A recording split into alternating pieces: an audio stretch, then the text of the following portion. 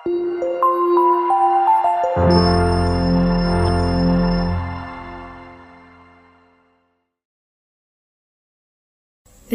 ദിനവൃത്താന്തം അധ്യായം 17. യഹോഷാഫാത്ത്. ആസായ്ക്ക് ശേഷം മകൻ യഹോഷാഫാത്ത് രാജാവായി. അവൻ ഇസ്രായേലിനെതിരെ തന്റെ നില ഭദ്രമാക്കി. യൂദായിലെ സുരക്ഷിത നഗരങ്ങളിലും ഗ്രാമപ്രദേശങ്ങളിലും എഫ്രായിം ദേശത്തുനിന്ന് തന്റെ പിതാവായ ആസ പിടിച്ചെടുത്ത പട്ടണങ്ങളിലും പട്ടാളത്തെ നിയോഗിച്ചു. തന്റെ പിതാവിന്റെ ആദ്യകാല മാതൃക അനുസരിച്ച് ബാലിനെ സേവിക്കാതിരുന്നതിനാൽ കർത്താവ് യഹോഷാഫാത്തിനോടുകൂടി ഉണ്ടായിരുന്നു. അവൻ പിതാവിന്റെ ദൈവത്തെ തേടുകയും അവിടുത്തെ കൽപ്പനകൾ അനുസരിക്കുകയും ചെയ്തു. ഇസ്രായേൽ രാജാക്കന്മാരുടെ മാർഗം സ്വീകരിച്ചതുമില്ല. കർത്താവ് യഹോഷാഫാത്തിന് രാജ്യത്തിന്റെ പൂർണ്ണ നിയന്ത്രണം നൽകി. യൂദാ മുഴുവനും അവന് കാഴ്ചകൾ കൊണ്ടുവന്നു. അങ്ങനെ അവന്റെ ധനവും മാനവും പെരുകി. അവൻ കർത്താവിന്റെ മാർഗത്തിൽ ഉറച്ചുനിന്നു. യൂദായിലെ പൂജാഗിരികളും അശേര പ്രതിഷ്ഠകളും നശിപ്പിച്ചു. തന്റെ 3-ാം ഭരണവർഷം യഹോഷാഫാത്ത് യൂദാ നഗരങ്ങളിൽ ജനങ്ങളെ പഠിപ്പിക്കാൻ ഉപദേഷ്ടാക്കളായി ബെൻഹായിൽ, ഒബാദിയ, സക്കറിയ, നെത്തനേൽ, മിഖായ എന്നിവരെ അയച്ചു. അവരോടൊപ്പം ലേവ്യരായ ഷെമായ, നെഥാനിയ, സെബദിയ, അസഹേൽ, ഷെമിറാമോത്ത്, യഹോ, നാഥാൻ, അദോനിയ, തോബിയ, തോബ്, അദോനിയ എന്നിവരെയും പുരോഹിതന്മാരായ എലിഷാമ, യഹോറാം എന്നിവരെയും അയച്ചു. അവർ കർത്താവിന്റെ നിയമഗ്രന്ഥവുമായി യൂദാ നഗരങ്ങളിലെല്ലാം ചെന്ന് ജനത്തെ പഠിപ്പിച്ചു. യൂദായ്ക്ക് ചുറ്റുമുള്ള രാജ്യങ്ങളിൽ കർത്താവിനെക്കുറിച്ചുള്ള ഭീതി പരന്നതിനാൽ അവരാരും യഹോഷാഫാത്തിനെതിരെ യുദ്ധത്തിന് പോയില്ല. ഫിലിസ്തീരിൽ ചിലർ യഹോഷാഫാത്തിന് കാഴ്ചയായി ധാരാളം വെള്ളിയും മറ്റു സമ്മാനങ്ങളും കൊണ്ടുവന്നു. 7700 ചെമ്മരിയാടുകളെയും 7700 കോലാടുകളെയും അറബികൾ സമ്മാനിച്ചു. യഹോഷാഫാത്ത് അടിക്കടി പ്രബലനായിക്കൊണ്ടിരുന്നു. യൂദായിലെങ്ങും കോട്ടകളും സംഭരണ നഗരങ്ങളും പണിതു. അവിടെ ധാരാളം വിഭവങ്ങൾ ശേഖരിച്ചു. ജെറുസലേമിൽ വീരയോദ്ധാക്കളുടെ വ്യൂഹങ്ങളെ നിയോഗിച്ചു. ഗോത്രക്രമത്തിൽ അവരുടെ പേര് വിവരം: യൂദാ ഗോത്രത്തിലെ സഹസ്രാധിപന്മാരുടെ തലവൻ അദ്ന, അവന്റെ കീഴിൽ 3,00,000 പടയാളികൾ. രണ്ടാമൻ യഹോഹന്നാൻ, അവന്റെ കീഴിൽ 2,80,000 പേർ. മൂന്നാമൻ സിക്രിയുടെ മകൻ അമസിയ, കർത്താവിന്റെ ശുശ്രൂഷയ്ക്കായി തന്നെ സമർപ്പിച്ച അവന്റെ കീഴിൽ 2,00,000 പേർ. ബെഞ്ചമിൻ ഗോത്രത്തിന്റെ സൈന്യാധിപൻ എലിയാദ, വീരപരാക്രമിയായ അവന്റെ കീഴിൽ പരിചയും വില്ലും ഉപയോഗിക്കുന്ന പടയാളികൾ 2,00,000. നാലാമൻ യഹോസബാദ്, അവന്റെ കീഴിൽ ആയുധധാരികൾ 1,80,000. യൂദായിലെ സുരക്ഷിത നഗരങ്ങളിൽ നിയമിച്ചിരിക്കുന്നവർക്ക് പുറമെയുള്ള രാജസേവകരാണിവർ. അധ്യായം 18. ആഹാബ്. യഹോഷാഫാത്തിന് സമ്പത്തും പ്രശസ്തിയും വർദ്ധിച്ചു. അവൻ ആഹാബ് കുടുംബവുമായി വിവാഹബന്ധത്തിൽ ഏർപ്പെട്ടു. ഏതാനും വർഷങ്ങൾക്കു ശേഷം യഹോഷാഫാത്ത് സമരിയായിൽ ആഹാബിനെ സന്ദർശിച്ചു. ആഹാബ് അനേകം ആടുകളെയും കാളകളെയും കൊന്ന് അവനെയും കൂടെയുള്ളവരെയും സത്കരിച്ചു. അങ്ങനെ റാമോത്ത് വേഗിലയാദിനെതിരെ യുദ്ധം ചെയ്യാൻ തന്നോട് ചേരുന്നതിന് ആഹാബ് അവനെ പ്രേരിപ്പിച്ചു. ഇസ്രായേൽ രാജാവായ ആഹാബ് യൂദാ രാജാവായ യഹോഷാഫാത്തിനോട് ചോദിച്ചു, റാമോത്ത് വേഗിലയാദിലേക്ക് നീ എന്നോടുകൂടി വരുമോ? യഹോഷാഫാത്ത് മറുപടി പറഞ്ഞു, നീ തയ്യാറാണെങ്കിൽ ഞാനും തയ്യാർ. എന്റെ സൈന്യം നിന്റെ സൈന്യത്തെ പോലെ തന്നെ. ഞങ്ങൾ നിങ്ങളോടൊത്ത് യുദ്ധത്തിന് പോരാം. അവൻ തുടർന്നു, ആദ്യം കർത്താവിന്റെ ഹിതം ആരായാം. അപ്പോൾ ഇസ്രായേൽ രാജാവ് പ്രവാചകന്മാരെ വിളിച്ചുകൂട്ടി. അവർ 400 പേരുണ്ടായിരുന്നു. അവൻ അവരോട് ചോദിച്ചു, റാമോത്ത് ഗിലെയാദിനോട് യുദ്ധം ചെയ്യാൻ ഞാൻ പോകണമോ വേണ്ടയോ? അവർ പറഞ്ഞു, പോവുക, ദൈവം അത് രാജാവിന്റെ കയ്യിൽ ഏൽപ്പിക്കും. അപ്പോൾ യഹോശാഫാത്ത് ചോദിച്ചു, കർത്താവിന്റെ ഇംഗിതം ആരായാൻ അവിടുത്തെ പ്രവാചകനായി മറ്റാരും ഇല്ലേ? ഇസ്രായേൽ രാജാവ് പറഞ്ഞു, കർത്താവിന്റെ ഹിതം ആരായാൻ ഒരാൾ കൂടിയുണ്ട്, ഇംലായുടെ മകൻ മിക്കായ. എന്നാൽ എനിക്ക് അവനോട് വെറുപ്പാണ്. അവൻ എനിക്ക് തിന്മയല്ലാതെ നന്മ ഒരിക്കലും പ്രവചിക്കുകയില്ല. യഹോശാഫാത്ത് പറഞ്ഞു, രാജാവ് അങ്ങനെ പറയരുതേ. ആഹാബ് ഒരു ഭൃത്യനെ വിളിച്ച് ഇംലായുടെ മകൻ മിക്കായയെ വേഗം കൂട്ടിക്കൊണ്ടുവരുവാൻ കൽപ്പിച്ചു. ഇസ്രായേൽ രാജാവും യൂദാ രാജാവായ യഹോശാഫാത്തും രാജകീയ വസ്ത്രങ്ങൾ അണിഞ്ഞ് സമരിയായുടെ കവാടത്തിനടുത്തുള്ള മെതിക്കളത്തിൽ സിംഹാസനത്തിൽ ഉപവിഷ്ടരായി. പ്രവാചകന്മാർ അവരുടെ മുൻപിൽ പ്രവചിച്ചുകൊണ്ടിരുന്നു. അവരിലൊരാൾ കെനാനയുടെ മകൻ സെദക്കിയ ഇരുമ്പുകൊണ്ടുള്ള കൊമ്പുകൾ വച്ച് ആഹാബിനോട് പറഞ്ഞു, കർത്താവ് അരുളി ചെയ്യുന്നു, നീ ഇതുകൊണ്ട് സിറിയാക്കാരെ കുത്തി നശിപ്പിക്കും. എല്ലാ പ്രവാചകന്മാരും അത് ശരിവച്ചു. റാമോത്ത് ഗിലെയാദിനെതിരെ നീങ്ങുക, കർത്താവ് അത് രാജാവിന്റെ കൈകളിൽ ഏൽപ്പിക്കും. മിക്കായയെ വിളിക്കാൻ ചെന്ന രാജസേവകൻ അവനോട് പറഞ്ഞു, എല്ലാ പ്രവാചകന്മാരും ഏകസ്വരത്തിൽ രാജാവിന് അനുകൂലമായി പ്രവചിച്ചിരിക്കുന്നു. അങ്ങും അവരെ പോലെ അനുകൂലമായി പ്രവചിക്കുക. മിക്കായ പറഞ്ഞു, കർത്താവാണേ എന്റെ ദൈവം അരുളി ചെയ്യുന്നതെന്തോ അത് ഞാൻ പറയും.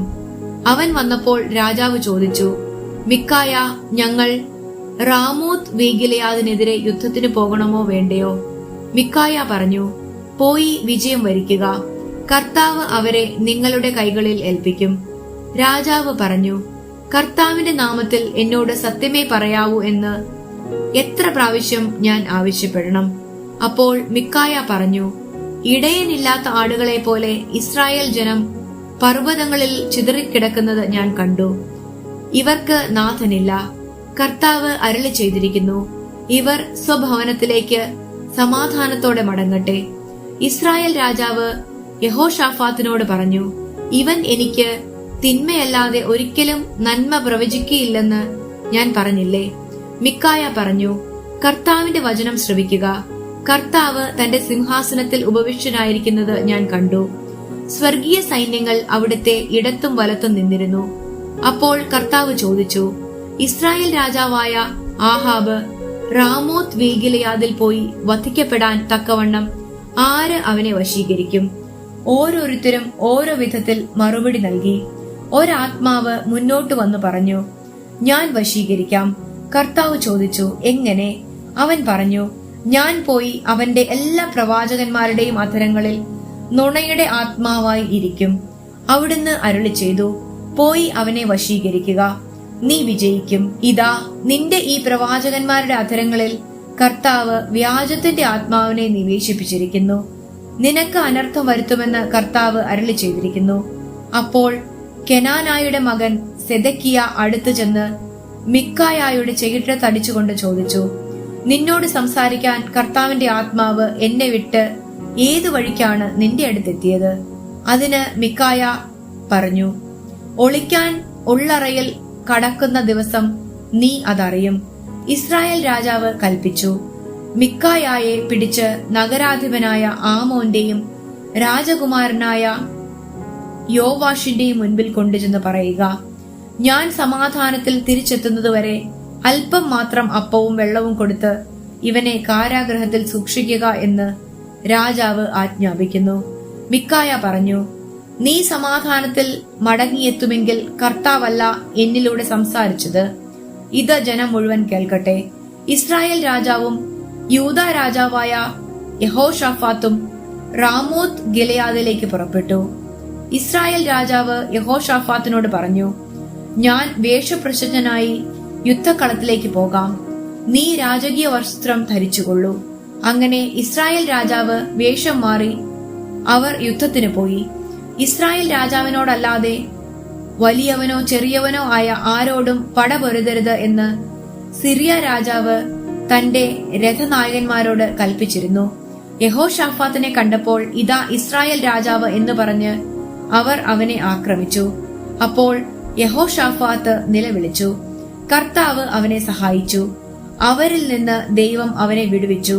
അവൻ ഇസ്രായേൽ രാജാവല്ല എന്ന് മനസ്സിലാക്കിയപ്പോൾ രഥനായകന്മാർ അവനെതിരായുള്ള ആക്രമണത്തിൽ നിന്ന് പിന്തിരിഞ്ഞു. എന്നാൽ യദൃച്ഛയാ ഒരു ഭടൻ എയ്ത അമ്പ് ഇസ്രായേൽ രാജാവിന്റെ മാർച്ചട്ടയ്ക്കും കവചത്തിനും ഇടയിൽ തുളച്ചു കയറി. അവൻ സാരഥിയോട് പറഞ്ഞു, രഥം തിരിച്ച് എന്നെ യുദ്ധക്കളത്തിൽ നിന്ന് കൊണ്ടുപോവുക, എനിക്ക് മുറിവേറ്റിരിക്കുന്നു. അന്ന് ഘോര യുദ്ധം നടന്നു. സന്ധ്യ വരെ ഇസ്രായേൽ രാജാവ് സിറിയാക്കാർക്ക് അഭിമുഖമായി രഥത്തിൽ ചാരി നിന്നു. സൂര്യാസ്തമയത്തോടെ അവൻ മരിച്ചു. അധ്യായം 19. യഹോശാഫാത്തിന്റെ നവീകരണം. യൂദാ രാജാവായ യഹോശാഫാത്ത് സുരക്ഷിതനായി ജെറുസലേമിലെ കൊട്ടാരത്തിൽ മടങ്ങിയെത്തി. അപ്പോൾ ഹനാനിയുടെ മകനായ യേഹു ദീർഘദർശി അവനെ കാണാൻ ചെന്നു. അവൻ രാജാവിനോട് പറഞ്ഞു, നീ അധർമ്മികളെ സഹായിക്കുകയും കർത്താവിനെ ദ്വേഷിക്കുന്നവരെ സ്നേഹിക്കുകയും ചെയ്യുന്നുവോ? നിന്റെ ഈ പ്രവൃത്തി മൂലം കർത്താവിന്റെ ക്രോധം നിനക്കെതിരെ പുറപ്പെട്ടിരിക്കുന്നു. എന്നാലും അശേര പ്രതിഷ്ഠകളെ നശിപ്പിക്കുകയും ദൈവഹിതമനുസരിച്ച് ജീവിക്കുവാൻ ശ്രമിക്കുകയും ചെയ്തതിനാൽ നിന്നിൽ കുറച്ചു നന്മയുണ്ട്. യഹോശാഫാത്ത് രാജാവ് ജെറുസലേമിലാണ് വസിച്ചിരുന്നത്. ജനങ്ങളെ തങ്ങളുടെ പിതാക്കന്മാരുടെ ദൈവമായ കർത്താവിങ്കിലേക്ക് തിരിച്ചു കൊണ്ടുവരുന്നതിനു വേണ്ടി അവൻ ബേർഷെബ മുതൽ എഫ്രായിം മലമ്പ്രദേശം വരെ വീണ്ടും സഞ്ചരിച്ചു. യൂദായിലെ സുരക്ഷിത നഗരങ്ങളിലെല്ലാം ന്യായാധിപന്മാരെ നിയമിച്ചു. അവർക്ക് ഈ നിർദ്ദേശവും കൊടുത്തു: നിങ്ങൾ ശ്രദ്ധയുള്ളവരായിരിക്കണം. കാരണം നിങ്ങൾ മനുഷ്യന്റെ പേരിലല്ല, കർത്താവിന്റെ പേരിലാണ് വിധി പ്രസ്താവിക്കുന്നത്. വിധി പ്രസ്താവിക്കുമ്പോഴെല്ലാം അവിടുന്ന് നിങ്ങളോട് കൂടെ ഉണ്ട്. നിങ്ങൾ കർത്താവിനെ ഭയപ്പെടണം. ശ്രദ്ധയോടെ പ്രവർത്തിക്കുവിൻ. അനീതിയും പക്ഷപാതവും കൈക്കൂലിയും അവിടുന്ന് പൊറുക്കുകയില്ല. കർത്താവിന്റെ നാമത്തിൽ വിധിക്കുന്നതിനും തർക്കം തീർക്കുന്നതിനും യഹോശാഫാത്ത് ഏതാനും ലേവ്യരെയും പുരോഹിതന്മാരെയും കുടുംബത്തലവന്മാരെയും ജെറുസലേമിൽ നിയമിച്ചു. അവിടെയായിരുന്നു അവരുടെ ആസ്ഥാനം. അവൻ അവരോട് നിർദ്ദേശിച്ചു: ദൈവഭക്തിയോടും വിശ്വസ്തയോടും പൂർണ്ണ ഹൃദയത്തോടും കൂടി നിങ്ങളുടെ കർത്തവ്യം നിർവഹിക്കുവിൻ. ഏതെങ്കിലും പട്ടണത്തിൽ നിന്ന് കൊലപാതകത്തെയോ നിയമം, പ്രമാണം, കൽപ്പന, ചട്ടങ്ങൾ എന്നിവയുടെ ലംഘനത്തെയോ സംബന്ധിക്കുന്ന പരാതിയുമായി വരുമ്പോൾ കർത്താവിന്റെ മുൻപിൽ അവർ കുറ്റക്കാരായി തീരുകയും അങ്ങനെ നിങ്ങളുടെയും സഹോദരരുടെയും മേൽ അവിടുത്തെ ക്രോധം പതിക്കുകയും ചെയ്യാതിരിക്കേണ്ടതിന് നിങ്ങൾ അവർക്ക് വേണ്ട ഉപദേശം നൽകണം. ഇപ്രകാരം പ്രവർത്തിച്ചാൽ നിങ്ങൾ കുറ്റക്കാരാവുകയില്ല. കർത്താവിനെ സംബന്ധിക്കുന്ന കാര്യങ്ങളിൽ അന്തിമ തീരുമാനം എടുക്കേണ്ടത് പ്രധാന പുരോഹിതനായ അമരിയ ആണ്. രാജാവിനെ സംബന്ധിക്കുന്ന കാര്യങ്ങളിൽ അന്തിമ തീരുമാനം യൂദാ ഭവനത്തിലെ അധിപനും ഇസ്മായിലിന്റെ മകനുമായ സെബദിയായും. ലേവ്യർ നിങ്ങളുടെ സേവകരായിരിക്കും. ധൈര്യപൂർവം പ്രവർത്തിക്കുവിൻ. കർത്താവ് നീതിമാന്റെ പക്ഷത്തായിരിക്കും. അധ്യായം 20. ഏദോമിനെതിരെ യുദ്ധം. കുറെ കാലം കഴിഞ്ഞ് മോവാബ്യരും അമ്മോന്യരും മെയൂന്യരും ചേർന്ന് യഹോശാഫാത്തിനെതിരെ യുദ്ധത്തിന് വന്നു. ചിലർ വന്ന് യഹോശാഫാത്തിനോട് പറഞ്ഞു: കടലിനക്കരെ ഏദോമിൽ നിന്ന് ഒരു വലിയ സൈന്യം നിനക്കെതിരെ വരുന്നു. ഇതാ അവർ ഹാസോൻ താമാറിൽ, അതായത് എൻഗേദിയിൽ എത്തിക്കഴിഞ്ഞു. അവൻ ഭയന്ന് കർത്താവിങ്കിലേക്ക് തിരിയാൻ തീരുമാനിക്കുകയും യൂദായിലെങ്ങും ഉപവാസം പ്രഖ്യാപിക്കുകയും ചെയ്തു. കർത്താവിന്റെ സഹായം തേടാൻ യൂദാ നിവാസികൾ ഒരുമിച്ച് കൂടി. അവർ കർത്താവിനെ അന്വേഷിച്ച് യൂദായിലെ എല്ലാ നഗരങ്ങളിലും നിന്ന് വന്നു. ദേവാലയത്തിന്റെ മുൻപിലുള്ള പുതിയ അങ്കണത്തിൽ സമ്മേളിച്ചു. യൂദാ ജെറുസലേം നിവാസികളെ സംബോധന ചെയ്തുകൊണ്ട് യഹോശാഫാത്ത് പറഞ്ഞു: ഞങ്ങളുടെ പിതാക്കന്മാരുടെ ദൈവമായ കർത്താവേ, അവിടുന്ന് സ്വർഗസ്ഥനായ ദൈവമാണല്ലോ. ഭൂമിയിലുള്ള സകല ജനതകളെയും അവിടുന്നാണല്ലോ ഭരിക്കുന്നത്. അങ്ങയുടെ കരം കരുത്തുറ്റതും പ്രബലവുമാണ്. അങ്ങയോട് എതിർത്ത് നിൽക്കാൻ ആർക്ക് കഴിയും? ഞങ്ങളുടെ ദൈവമേ, അങ്ങ് സ്വന്തം ജനമായ ഇസ്രായേലിന്റെ മുൻപിൽ നിന്ന് ഈ ദേശത്തെ നിവാസികളെ തുരത്തുകയും അങ്ങയുടെ സ്നേഹിതനായ അബ്രാഹത്തിന്റെ സന്തതികൾക്ക് അത് ശാശ്വത അവകാശമായി നൽകുകയും ചെയ്തില്ലേ? അവർ അവിടെ വസിക്കുകയും അങ്ങയുടെ നാമത്തിന് ഒരാലയം പണിയുകയും ചെയ്തു. അവർ പറഞ്ഞു, യുദ്ധം, ഈതിബാധ, മഹാമാരി, ക്ഷാമം എന്നിങ്ങനെ അനർത്ഥങ്ങൾ ഞങ്ങളുടെ മേൽ പതിക്കുമ്പോൾ അങ്ങയുടെ നാമം അധിവസിക്കുന്ന ഈ ആലയത്തിന് മുൻപിൽ അങ്ങയുടെ മുൻപിൽ വന്ന് ഞങ്ങൾ ഞങ്ങളുടെ ദുരിതങ്ങളുടെ ആഴത്തിൽ നിന്ന് വിളിച്ചപേക്ഷിച്ചാൽ അങ്ങ് ഞങ്ങളുടെ പ്രാർത്ഥന ശ്രവിച്ച് ഞങ്ങളെ രക്ഷിക്കും. ഇസ്രായേൽ ജനം ഈജിപ്തിൽ നിന്ന് പോരുമ്പോൾ അങ്ങ് അനുവദിക്കായികയാൽ ആക്രമിച്ചു നശിപ്പിക്കാതെ ഒഴിവാക്കിയ അമ്മോന്യർ, മൊവാബ്യർ, സെയിർ പർവ്വത നിവാസികൾ എന്നിവർ അങ്ങ് ഞങ്ങൾക്ക് അവകാശമായി തന്ന ഈ ദേശത്തു നിന്ന് ഞങ്ങളെ തുരത്താൻ വന്നിരിക്കുന്നു. ഇതാണ് അവർ ഞങ്ങൾക്ക് നൽകുന്ന പ്രതിഫലം. ഞങ്ങളുടെ ദൈവമേ, അങ്ങ് അവരുടെ മേൽ ന്യായവിധി നടത്തുകയില്ലേ? ഞങ്ങൾക്കെതിരെ വരുന്ന ഈ വലിയ സൈന്യവ്യൂഹത്തോട് പൊരുതാൻ ഞങ്ങൾ അശക്തരാണ്. എന്തു ചെയ്യേണ്ടു എന്ന് ഞങ്ങൾക്കറിയില്ല. എങ്കിലും ഞങ്ങൾ അങ്ങയെ അഭയം പ്രാപിക്കുന്നു. യൂദായിലെ പുരുഷന്മാരെല്ലാവരും കുട്ടികളോടും ഭാര്യമാരോടും കുഞ്ഞുങ്ങളോടും കൂടെ കർത്താവിന്റെ മുൻപിൽ നിൽക്കുകയായിരുന്നു. അപ്പോൾ കർത്താവിന്റെ ആത്മാവ് സഭാമധ്യേ നിന്നിരുന്ന ആസാഫ് വംശജനും ലേവ്യനുമായ യഹസിയേലിന്റെ മേൽ വന്നു. അവൻ സഖറിയായുടെയും സഖറിയ ബെനായായുടെയും ബെനായ ജെയിയേലിന്റെയും ജെയിയേൽ മത്താനിയായുടെയും മകനായിരുന്നു. യഹസിയേൽ പറഞ്ഞു, യൂദായിലും ജെറുസലേമിലും വസിക്കുന്നവരും യഹോഷാഫാത്ത് രാജാവും കേൾക്കട്ടെ. കർത്താവ് നിങ്ങളോട് അരുളി ചെയ്യുന്നു, നിങ്ങൾ ഭയപ്പെടേണ്ട. നിങ്ങളല്ല, ദൈവമാണ് പൊരുതുന്നത്. നാളെ അവർക്കെതിരെ പുറപ്പെടുക. സീസ് കയറ്റം കയറിയായിരിക്കും അവർ വരുന്നത്. യെരുവേൽ മരുഭൂമിയുടെ കിഴക്ക് താഴ്വര അവസാനിക്കുന്നിടത്ത് വച്ച് നിങ്ങൾ അവരെ നേരിടും. ഈ യുദ്ധത്തിൽ നിങ്ങൾ പൊരുതേണ്ടി വരികയില്ല. യൂദാ ജെറുസലേം നിവാസികളെ അണിനിരന്ന് കാത്തു നിൽക്കുവിൻ. കർത്താവ് തരുന്ന വിജയം നിങ്ങൾ കാണും. നിങ്ങൾ ഭയപ്പെടുകയോ പരിഭ്രമിക്കുകയോ വേണ്ട. നാളെ അവർക്കെതിരെ നീങ്ങുവിൻ. കർത്താവ് നിങ്ങളോട് കൂടെയുണ്ട്. അപ്പോൾ യഹോഷാഫാത്ത് സാഷ്ടാംഗ പ്രണാമം ചെയ്തു. യൂദായിലെയും ജെറുസലേമിലെയും നിവാസികളും കുമ്പിട്ട് കർത്താവിനെ വണങ്ങി. കൊഹാത്യരും കോറഹ്യരുമായ ലേവ്യർ എഴുന്നേറ്റ് നിന്ന് ഉച്ചത്തിൽ ഇസ്രായേലിന്റെ ദൈവമായ കർത്താവിനെ സ്തുതിച്ചു. പിറ്റേ ദിവസം അതിരാവിലെ അവർ തെക്കോവ മരുഭൂമിയിലേക്ക് പുറപ്പെട്ടു. അവർ പുറപ്പെടുമ്പോൾ യഹോഷാഫാത്ത് അവരെ അഭിസംബോധന ചെയ്തു പറഞ്ഞു, യൂദാ ജെറുസലേം നിവാസികളെ കേൾക്കുവിൻ. നിങ്ങളുടെ ദൈവമായ കർത്താവിൽ വിശ്വസിക്കുവിൻ. നിങ്ങൾ സുരക്ഷിതരായിരിക്കും. അവിടുത്തെ പ്രവാചകന്മാരെ വിശ്വസിക്കുവിൻ. നിങ്ങൾ വിജയം വരിക്കും. വിശുദ്ധ വസ്ത്രങ്ങൾ അണിഞ്ഞ് സൈന്യങ്ങളുടെ മുൻപേ നടന്ന് കർത്താവിന് കൃതജ്ഞതയർപ്പിക്കുവിൻ. അവിടുത്തെ അചഞ്ചല സ്നേഹം ശാശ്വതമാണ് എന്ന് പാടാൻ ജനങ്ങളുമായി ആലോചിച്ച് അവൻ ഗായകരെ നിയോഗിച്ചു.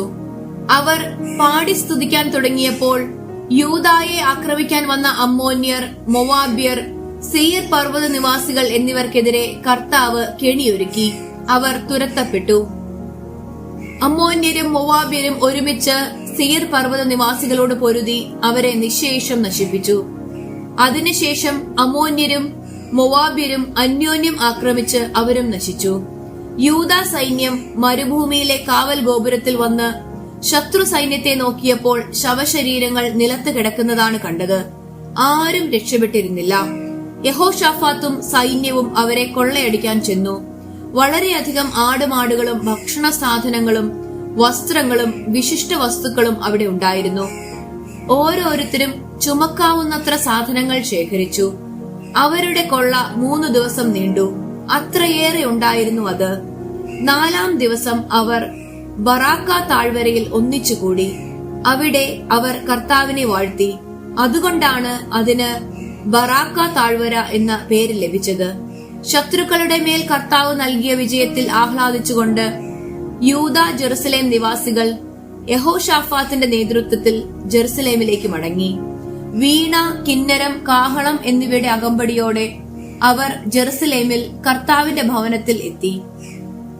ഇസ്രായേലിന്റെ ശത്രുക്കൾക്കെതിരെ കർത്താവ് പൊരുതി എന്ന് കേട്ടപ്പോൾ ചുറ്റുമുള്ള ജനതകളെയെല്ലാം ദൈവത്തെക്കുറിച്ചുള്ള ഭയം ബാധിച്ചു. യഹോശാഫാത്തിന്റെ ഭരണം സമാധാനപൂർണമായിരുന്നു. അവന്റെ രാജ്യത്തിന് ചുറ്റും ദൈവം സ്വസ്ഥത നൽകി. അങ്ങനെ യഹോശാഫാത്ത് യൂദായിൽ ഭരണം ആരംഭിക്കുമ്പോൾ അവന് 35 വയസ്സായിരുന്നു. അവൻ 25 വർഷം ജെറുസലേമിൽ ഭരിച്ചു. ഷിൽഹിയുടെ മകൾ അസൂബായായിരുന്നു അവന്റെ അമ്മ. അവൻ തന്റെ പിതാവായ ആസായുടെ മാർഗത്തിൽ നിന്ന് വ്യതിചലിച്ചില്ല. കർത്താവിന്റെ മുൻപാകെ നീതിയായത് പ്രവർത്തിച്ചു. എങ്കിലും പൂജാഗിരികൾ നീക്കം ചെയ്തില്ല. തങ്ങളുടെ പിതാക്കന്മാരുടെ ദൈവത്തിൽ ജനം ഹൃദയമുറപ്പിച്ചിരുന്നില്ല. യഹോശാഫാത്തിന്റെ മറ്റു പ്രവർത്തനങ്ങൾ ആദ്യ അവസാനം ഹനാനിയുടെ മകനായ യേഹുവിന്റെ ദിനവൃത്താന്തത്തിൽ രേഖപ്പെടുത്തിയിട്ടുണ്ട്. അത് ഇസ്രായേൽ രാജാക്കന്മാരുടെ പുസ്തകത്തിലും എഴുതിയിരിക്കുന്നു. ഒടുവിൽ യൂദാ രാജാവായ യഹോശാഫാത്ത് ഇസ്രായേൽ രാജാവായ അഹസിയായുമായി സഖ്യത്തിലേർപ്പെട്ടു. അഹസിയ ദുഷ്കർമ്മിയായിരുന്നു. താർഷീഷിലേക്ക് പോകുന്നതിന് യെസിയോൻ ഗേബറിൽ വെച്ച് കപ്പലുകൾ നിർമ്മിച്ചത് അവരൊന്നിച്ചാണ്. മരേഷായിലെ ദോദാവാഹുവിന്റെ പുത്രൻ ഏലിയെ സർ യഹോശാഫാത്തിനെതിരെ പ്രവചിച്ചു പറഞ്ഞു, അഹസിയായുമായി സഖ്യം ചെയ്തതിനാൽ നീ നിർമ്മിച്ചതെല്ലാം കർത്താവ് നശിപ്പിക്കും. ആ കപ്പലുകളെല്ലാം ഉടഞ്ഞു തകർന്നു. താർഷീഷിലേക്ക് പോകുവാൻ അവയ്ക്ക് കഴിഞ്ഞില്ല.